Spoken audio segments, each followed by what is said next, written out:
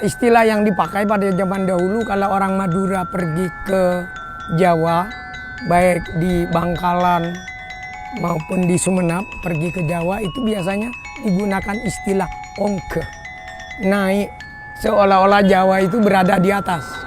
Dan kalau mereka pulang ke Madura digunakan istilah toron, artinya turun. Ya.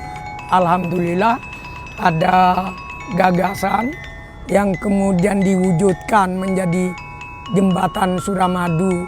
Stigma Madura di bawah Jawa sudah agak berbeda, baik secara ekonomi, baik juga secara politik, ya, secara sosial. Dengan demikian jembatan itu menjadi jembatan, sejenis jembatan kesetaraan, persamaan hak antara Jawa dengan Madura. Saya kira kita tidak boleh meninggalkan sejarah. Panembahan Sumolo, Raja Sumenep pada pertengahan abad ke-18 itu mau mendirikan masjid. Dan yang ditunjuk sebagai arsitek seorang Tionghoa namanya Lau Piango. Dan orang Sumenep menerimanya, orang Madura menerimanya. Dalam adagium Madura yang bunyinya cukok bulus macam berna melebenting sesek napoteh reng sebagus tata keramana mon epanteng macam lepateh. Itu artinya orang yang bagus tata keramanya, orang yang bagus moralitasnya, berada dimanapun dia akan sejuk dipandang. Sebenarnya sejak sebelum itu sudah terjadi ya, interaksi budaya, akulturasi budaya antara Tionghoa dengan Madura, dan masjid ini semakin mengukuhkan rasa persaudaraan itu. Saya sendiri masih punya darah Tionghoa. Adanya jembatan Suramadu itu harus diimbangi oleh kreativitas. Dan untuk bisa kreatif kita harus belajar. Tapi jangan lupa moralitas.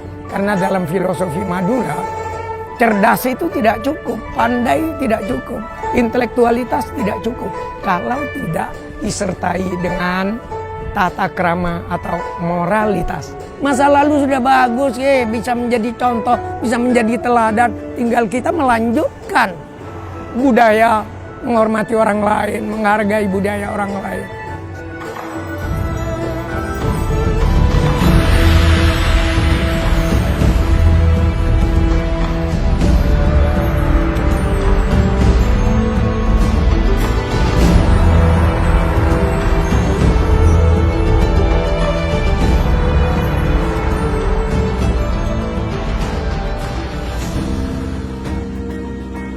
Sejak dulu kami putra-putra Madura tidak malu mengayun cangkul, tidak jijik berlumur lumpur.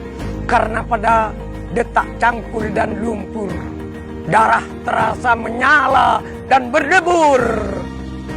Tanah air akan makmur. Dulu antara Madura dengan Surabaya ada jarak Selat Madura.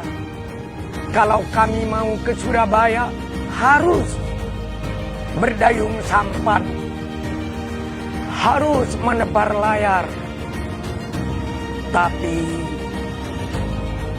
akal sehat dan ilmu terus berkembang.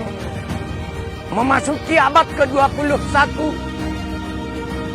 dipancanglah besi dan beton antara Kedinding dan Sukolelo.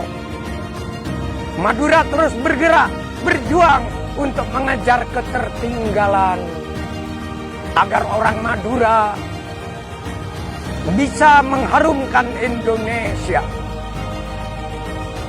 Jembatan Suramadu, jembatan kesetaraan, jembatan persaudaraan, jembatan kemajuan, kehormatan menuju rahmat Tuhan.